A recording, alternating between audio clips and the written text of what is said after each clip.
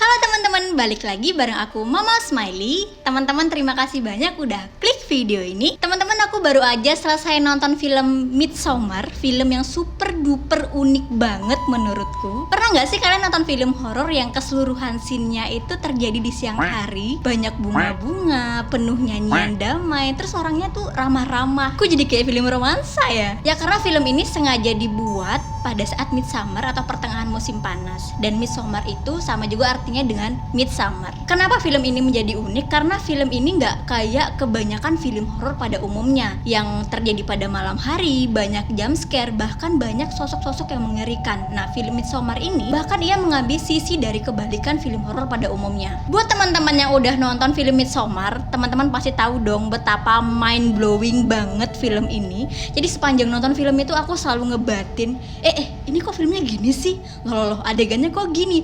Ini orang pada ngapain sih di film ini gitu? Jadi kayak, gitu. Banyak sekali hal-hal yang mengejutkan yang bikin orang-orang tuh gak habis pikir sama adegan-adegan ceritanya. Untungnya pada dasarnya aku memang suka sama film-film yang bergenre horor. Jadi aku tetap bisa ngelanjutin filmnya sampai habis.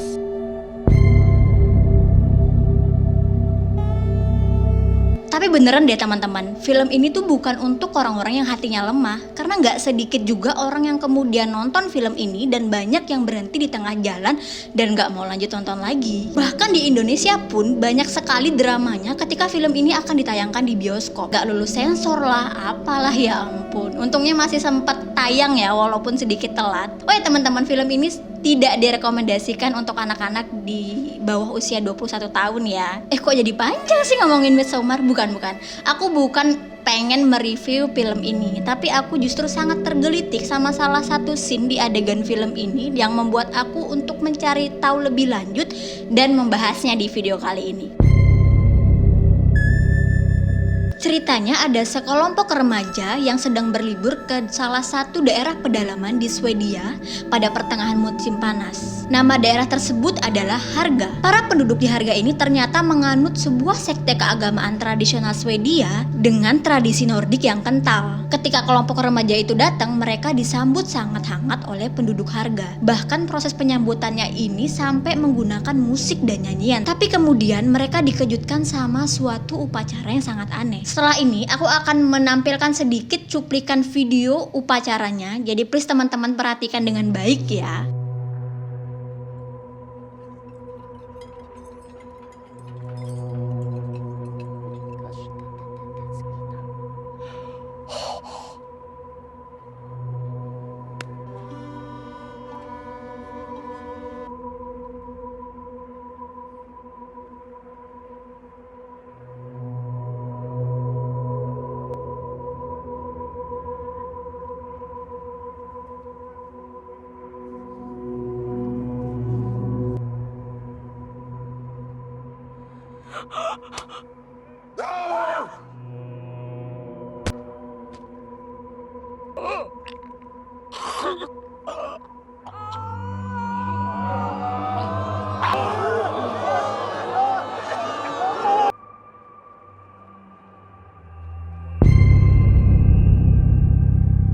Ritualnya dimulai dengan makan bersama di tengah lapangan. Kalau teman-teman perhatikan sosok kakek dan nenek yang ada di depan, mereka adalah tokoh utama dalam cuplikan ini. Terlihat kalau warga baru mulai makan ketika kakek dan nenek itu mulai makan duluan. Mungkin buat penghormatan terakhir kali ya. Setelah selesai makan, kakek dan nenek tersebut kemudian mulai membaca mantra-mantra aneh. Setelah itu mereka kemudian diangkat menggunakan kursi mereka dan ternyata mereka dibawa ke atas tebing. Tangan kakek dan nenek tersebut kemudian dilukai menggunakan pisau dan kemudian darahnya ditempelkan pada sebuah batu besar. Dan gak disangka-sangka teman-teman, ternyata kakek dan nenek tersebut setelah itu menjatuhkan diri mereka dari atas tebing secara bergantian. Loh, mereka pada ngapain? Bunuh diri?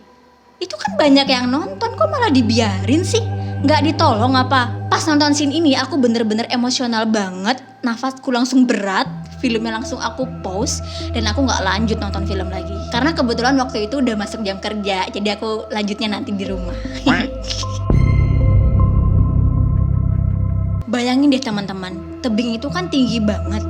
Terus kakek dan nenek itu menjatuhkan diri mereka secara sadar dan di bawahnya kepalanya langsung menghantam sebuah batu besar.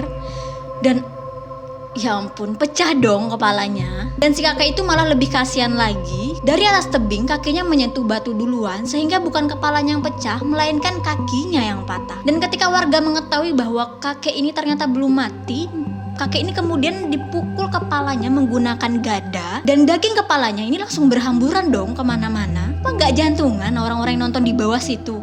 Heran. Dan mereka mengamati dengan seksama dan diem gitu kan. Kayak aneh banget.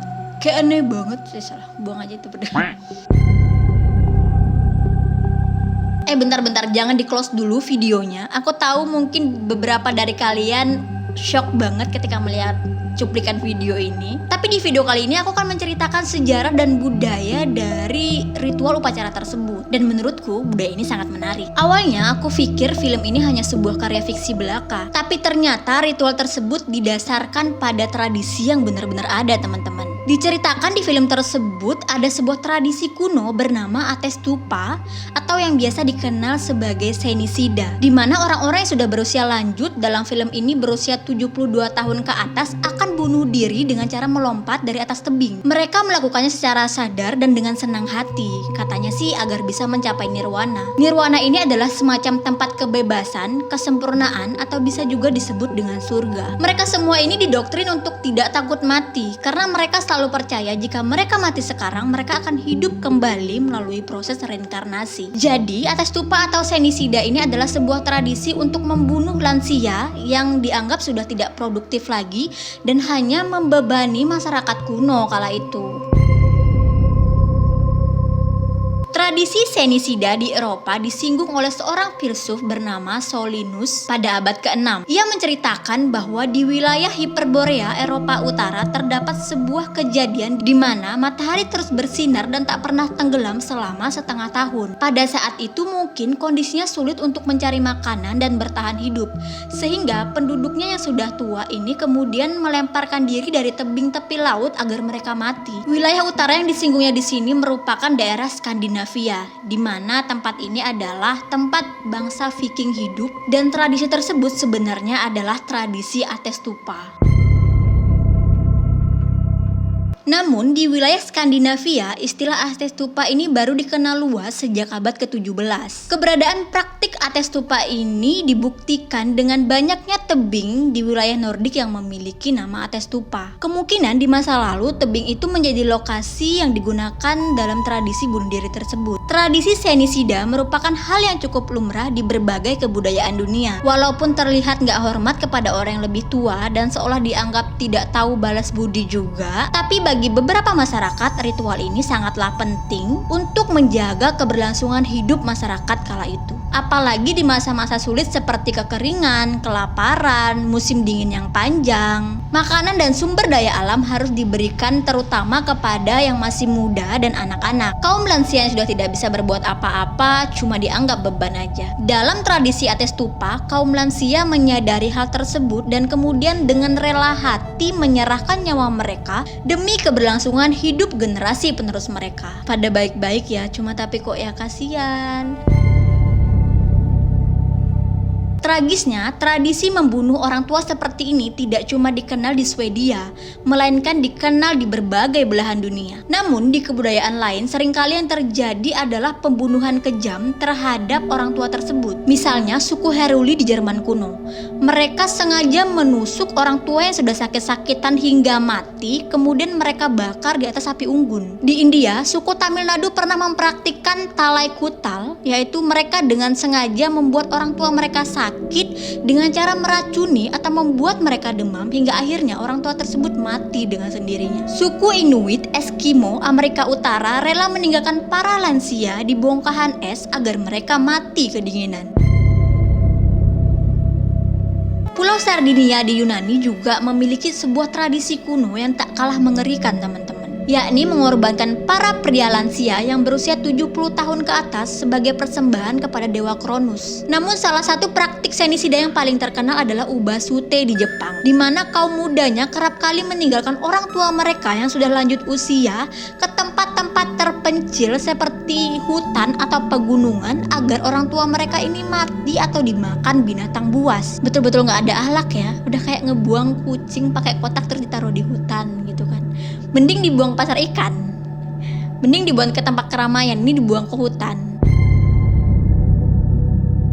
Tapi teman-teman, gak semua masyarakat kuno menganggap tradisi membunuh orang tua dan lansia ini sebagai hal yang dibenarkan kok. Di Romawi kuno misalnya, orang-orang yang membunuh orang tuanya sendiri dianggap sebagai kejahatan yang tidak terampuni dan dihukum dengan cara yang sama tak manusiawinya. Hukuman tersebut dikenal dengan nama ponakule, di mana sang pembunuh akan dimasukkan ke dalam sebuah karung yang berisi hewan-hewan yang sangat berbahaya seperti ular. Kemudian karung tersebut diikat sehingga mereka tidak bisa keluar. Setelah itu karung tersebut akan dilemparkan ke dalam air sehingga mereka nggak cuma akan mati tenggelam, tapi sebelumnya mereka juga akan digigit habis-habisan oleh hewan-hewan yang berbahaya yang terdapat dalam karung tersebut. Namun semua tradisi itu hanya terjadi pada zaman dahulu kala. Di era yang serba modern saat ini, tentu saja hal-hal tersebut sudah semakin berkurang, bahkan mungkin sudah hilang ya.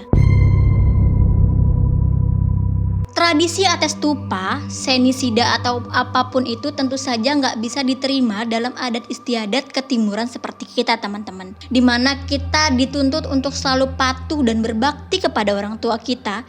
Bahkan nggak cuman kepada orang tua kita, tapi kepada orang tua di seluruh dunia. Namun perlu kita ingat bahwa bangsa yang mempraktekkan ritual tersebut seringkali menghadapi kondisi alam dan iklim yang sangat sulit saat itu. Jadi tentu saja tradisi itu walaupun udah nggak relevan lagi dengan kehidupan modern kita saat ini, tapi zaman dulu tradisi itu sangatlah penting untuk keberlangsungan kehidupan generasi penerus mereka, terutama untuk anak-anak mereka yang masih muda-muda. Setelah mendengar cerita ini teman-teman, aku merasa sangat bersyukur sekali bahwa kita hidup di zaman sekarang, hidup di zaman yang serba mudah seperti sekarang, gak kayak dulu. Jadi kita benar-benar harus banyak bersyukur teman-teman. Terima kasih banyak udah mau nonton video ini sampai selesai. Senang sekali jika teman-teman mau mendukung channel ini dengan cara men-share video ini sebagai pengetahuan baru buat teman-teman yang lain. Aku Mamau, see you on the next video. Bye-bye!